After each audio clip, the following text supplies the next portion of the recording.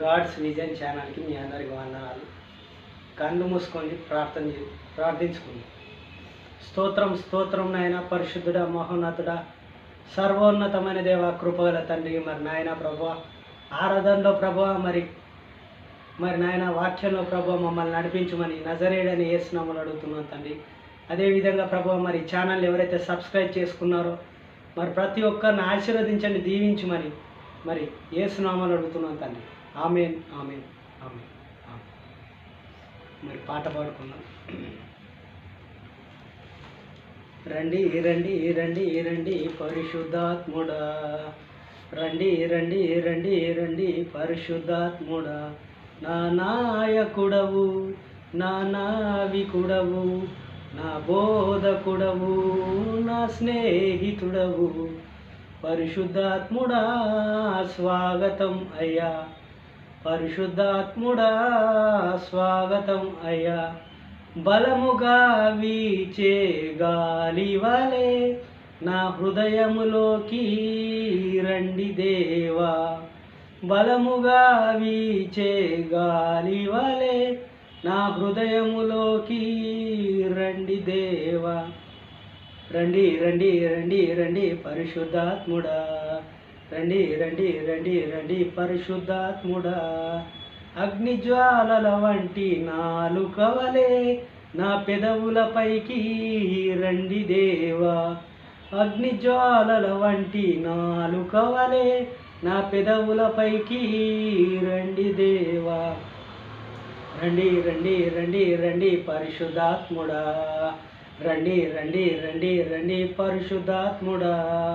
పోయబడిన అభిషేకము తైలము వలె నా శిరసు పైకి రండి దేవా, పోయబడిన తైలము అభిషేకము వలె నా శిరసు పైకి రండి దేవా. రండి రండి రండి రండి పరిశుద్ధాత్ముడా, రండి రండి రండి రండి పరిశుద్ధాత్ముడా. కళ్ళు మూసుకొని ప్రార్థించుకున్నాం. స్తోత్రం స్తోత్రం నాయన, పరిశుద్ధుడా, మహోన్నతుడా, సర్వోన్నతమైన దేవ, కృపగల తండ్రి. మరి గాడ్స్ విజన్ ఛానల్ ప్రభా, మరి ఎవరైతే చూస్తున్నారో వాళ్ళందరినీ, సబ్స్క్రైబ్ చేసుకున్న వాళ్ళందరినీ ఆశీర్వదించి దీవించమని అడుగుతున్నాను తండ్రి. మరి అదేవిధంగా ప్రభువా, నీ జ్ఞానాన్ని, ఈ పరిశుద్ధాత్మని మాకు దయచేయండి తండ్రి. ప్రభువా, మమ్మల్ని నడిపించమని నజరేయుడని యేసు నామములో అడుగుతున్నాం తండ్రి. ఆమేన్.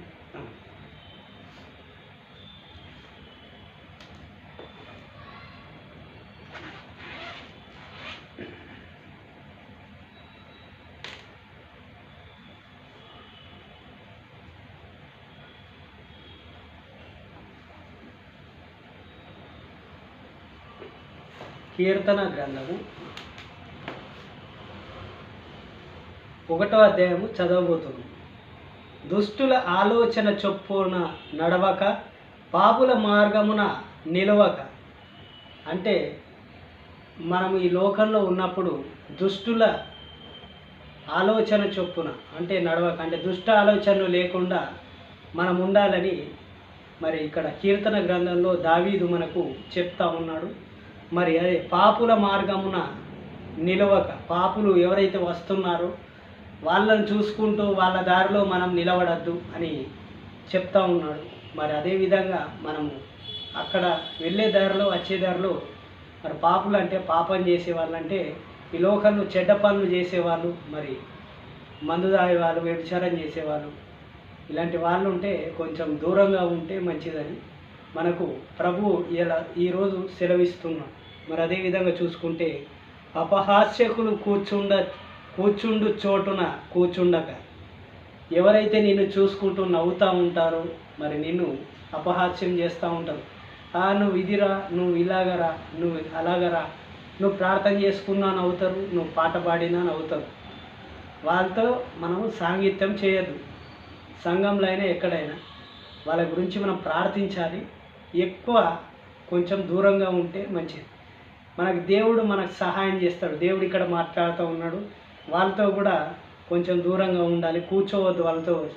మనల్ని చూసి నవ్విన వాళ్ళ దగ్గర కూడా కూర్చోవద్దని బైబిల్ గ్రంథం మనకు చెప్తా ఉంది. యెహోవా ధర్మశాస్త్రమందున ఆనందించుచు దీవారాత్రులు దానిని ధ్యానించువాడు ధన్యుడు. మరి ఎప్పుడు యెహోవా గురించి అంటే ప్రభు గురించి మనం వాక్యం చదువుకుంటూ ఉంటే, ఆ వాక్యం దేవుని గురించి మనం వాక్యం రోజు చదువుకుంటూ ఉంటే, దీనారాత్రులు అంటే రోజు అంటే డైలీ మనం దీనారాత్రులు అంటే రోజు పొద్దుగల్లా సాయంత్రం కాకుండా మనకి ఎప్పుడు టైం దొరికితే అప్పుడు మనం బైబిల్ చదువుకుంటూ మనం వెళ్తూ ఉంటే వాళ్ళు ధన్యులు అట. ప్రభు అయిన మా దేవుడు యెహోవా దేవుడు మనకు చెప్తా ఉన్నాడు. యెహోవా దేవుడు ధర్మశాస్త్రం గురించి బోధిస్తూ ఉన్నాడు. అంటే ధర్మశాస్త్రాన్ని మనం ఫాలో అవ్వాలి, ఎలా ఉండాలి, ఎలా నడుచుకోవాలి అని ధర్మశాస్త్రం గురించి దాని గురించి దీనారాత్రులు ధ్యానించాలి. అంటే వాక్యాన్ని దీనారాత్రులు మనం ధ్యానిస్తూ ఉండాలి. అంటే మనం ఎప్పుడు టైం దొరికినప్పుడల్లా వాక్యం చూసుకుంటూ ఉండాలి, చదువుకుంటూ ఉండాలి. మన జీవితాలు ధన్యమైతే అని మరి దావీదు కీర్తన 1వ గ్రంథంలో మరి చెప్తా ఉన్నాడు. మరి అదేవిధంగా చూస్తే అతడు నీటి కాలువ వల ఏరును నాటబడినదైతే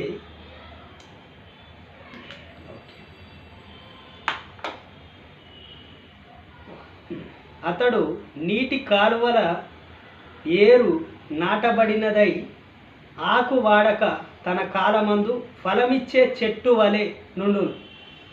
అంటే నీటి కాలువ వలె నీళ్ళు ఎలా అయితే పారుతూ ఉంటాయో, మంచినీళ్ళు అంటే కాలువలో నీళ్ళు పారుతూ ఉన్నప్పుడు మరి ఆ చెట్టు ఎలా పచ్చగా ఉంటుంది కదా.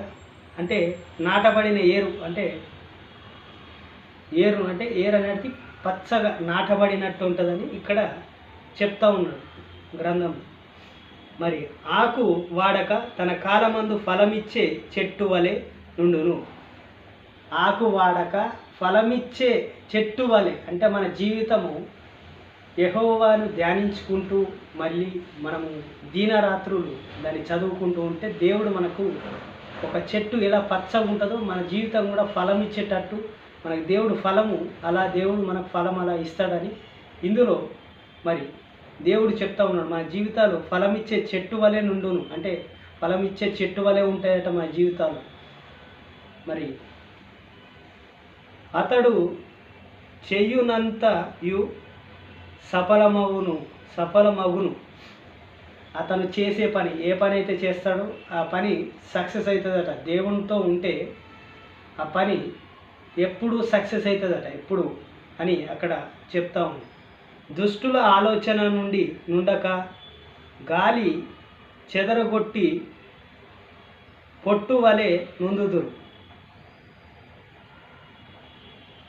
దుష్టుల ఆలోచనలు అంటే చెడు ఆలోచనలు ఉంటే చెడు ఆలోచనలు ఉంటే గాలి వలె చెదరగొట్టినట్టు పొట్టు వలె నుందుదురు. వాళ్ళు ఎప్పుడు ఎగిరిపోతారో తెలియదు, ఎప్పుడు చనిపోతారో తెలియదు, ఎప్పుడు మళ్ళీ వాళ్ళు దీన స్థితిలోకి వెళ్తారో తెలియదు. కాబట్టి ప్రభు దుష్ట ఆలోచనలతో మనం ఉండద్దు, మనము మంచి ఆలోచనలతో మంచి మార్గంలో నడవాలని ప్రభు అయిన యెహోవా దేవుడైన తండ్రి అయిన దేవుడు మరి దావీదు ద్వారా రచించిన ఈ 1వ కీర్తనలో మనకు చెప్తా ఉన్నాడు.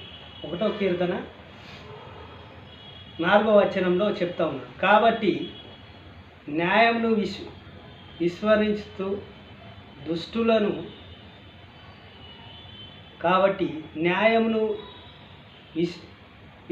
విశ్రమిస్తూ దుష్టులను నీతిమంతుల సభలలో పాపులను నిలవరు. నీతిమంతుల సభలో అంటే దేవుడు ఏం చెప్తుందంటే దుష్టులు అక్కడికి ఆ సభలోకి నిలవరు. పాపులు అనేవారు ఎవరైతే పాపం చేశారో వాళ్ళకు మనం ప్రశ్నించినప్పుడు వాళ్ళు అక్కడి నుంచి ఉండరు, అక్కడి నుంచి వెళ్ళిపోతారని దేవుడు మనకు ఇక్కడ సెలవిస్తూ ఉంది. నీతిమంతుల మార్గంలో యెహోవా తెలియను. అంటే నీతిమంతుల మార్గము యెహోవాకు తెలియను. అంటే దేవుడికి నీతిమంతుల మార్గము తెలుసు అని దేవుడు ఇక్కడ చెప్తా ఉన్నాడు. దుష్టుల మార్గమున నాశనమును నడుపుము. దుష్ట ఆలోచనలు అంటే నడుపుము అంటే ఇప్పుడు యోబు ఉన్నాడు. యోబు ఎంతో శ్రమలతో మరి తెలుసు. నేను కథలు చెప్తలేను కాబట్టి నేను బైబిల్లో ఉన్నదే చెప్తున్నా. యోబు ఎంతో శ్రమలు పడి దేవుడికి ఎంతో నీతిగా ఉండి ఎంతో ప్రార్థిస్తూ ఎప్పుడు దినరాత్రుల్లో అయినా కూడా ఎంతో మొత్తం కోల్పోయినా కానీ మళ్ళీ సర్వం కోల్పోయినా కానీ మళ్ళీ దేవుడు తనకిచ్చాడు. మరి దేవుడు సమృద్ధిగా ఇచ్చాడు. అది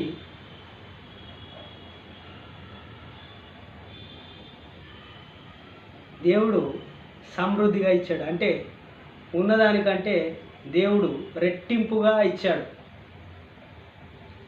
దేవుడు మనము నమ్ముకుంటే ఆ విధంగా ఏ కష్టం వచ్చినా ఏ నష్టం వచ్చినా అంటే యోబులాగా ఉండొద్దని నేను అంటలేను. యోబుగా ఉండకపోయినా ఇప్పటి లెక్క మనము మామూలుగా మన పనులు మనం చేసుకుంటూ ప్రార్థించుకుంటూ దేవుడితో సహవాసం చేస్తూ ఉంటే దేవుడు మనతో బైబిల్ ద్వారా మనకు మాట్లాడుతూ ఉంటాడు. ఈరోజు కీర్తన గ్రంథంలో మనకు దేవుడు సెలవిచ్చాడు. ఈ విధంగా ఉంటే మీరు అభివృద్ధి పొందుతాడని మరి ప్రభు అయిన యేసు వారు చెప్తా ఉన్నారు. అంటే దేవుడు యెహోవా దేవుడు చెప్తా ఉన్నాడు.